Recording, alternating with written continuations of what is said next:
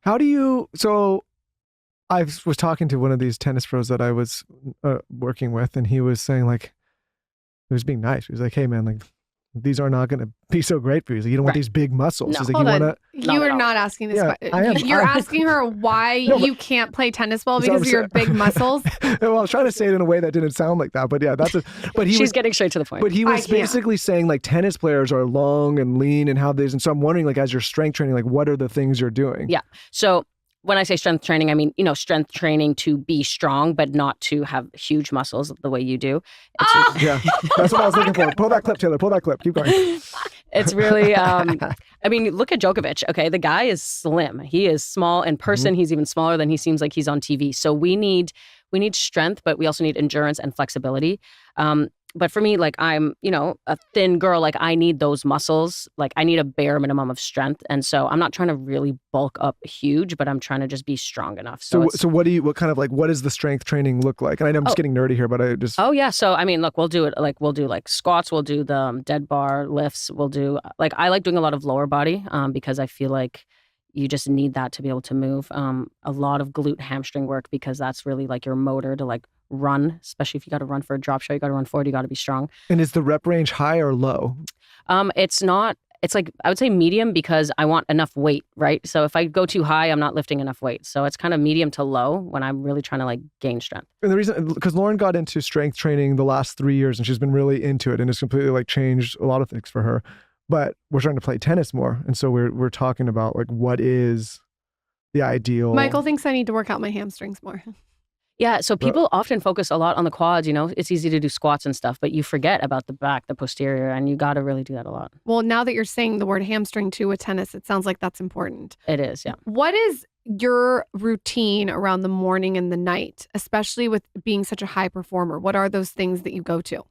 Well, morning, I would say it's very important for me to get a good breakfast. I know some people love doing the fasting or like skip breakfast and stuff like that. I am a huge breakfast person. I cannot function if I like don't have food immediately after I wake up. What are you eating? So I need to eat things with like protein, and I definitely need things with like salt. So playing tennis, I sweat a lot. And so I really need to make sure I replace that. If I have only like, I don't know, Fruit Loops in the morning, I'm going to like go like that. And then I'm going to crash in the middle of practice and I'm going to like not have the energy. So I need like eggs, ideally, as much as possible, avocado, sometimes a breakfast kind of meat, like bacon, sausage. Just like protein and salt is what I eat in the morning. Yeah, good. What else? Any other non-negotiables that you have to do in the morning? I try not to look at my phone too much, especially right away when I wake up, especially when I have a match, because I feel like it's just so like opposite to what I'm trying to do that day. Yeah. You know what I mean? It's Yeah. like I get distracted. I start filling my brain with like useless information. And even just looking at a screen is like bad for your eyes. It's bad for, I don't know. I feel like I look at a screen, then I go try play tennis, and it's just totally not the same. And makes so sense. I try to limit screen time.